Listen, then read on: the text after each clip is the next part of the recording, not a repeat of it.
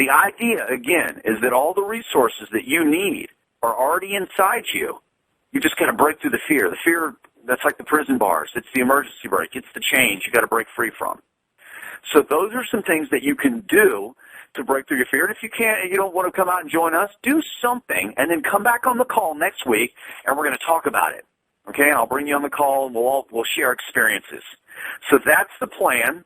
Now, what I want to do now, the call is at 1 hour, but I reserved a little bit more time. I want to bring on a couple of people here.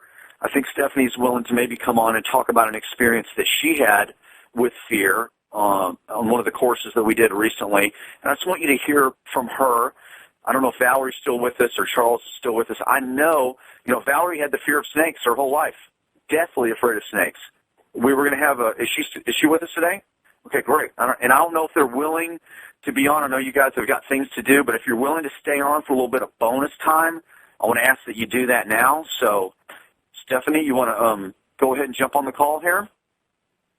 Let's wait for her to unmute herself. Hey, everybody, can you hear me? I can hear you fine. Cool. Well, thank you, everybody, for getting on the call. I think the coolest experience that I had when we were out with the Adventure Club was on the free fall with the zip lining, and it was a 100-foot free fall, and there's part of me that's like, you know what, I'm cocky, I can do anything, and when I climbed that 100-foot tower and it was time for me to perform and jump, I couldn't do it, and I wasn't ready to do it. I didn't realize that I had the fear, and that's really what the cool thing is about doing all these different bioenergetic experiences, is that I was unconscious of this fear, and my pride was holding me back from really seeing it. So I went up on the tower, and I couldn't do it. So I actually walked all the way back down the tower, and then this was in like the second week in December, and then around Christmas time or the week after, I'm like, you know what, I want to leap into the new year and face my fear. So we called the place, and we went back down and did a zipline adventure and had a lot more people show up, which was so awesome.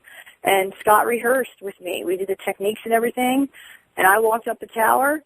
And, one of the things that was different, with the strategy was typically what I do is I like to go first, and instead I let everybody else go first, and it was because I was scared. It wasn't because, I was doing them a favor, but it was because I was scared.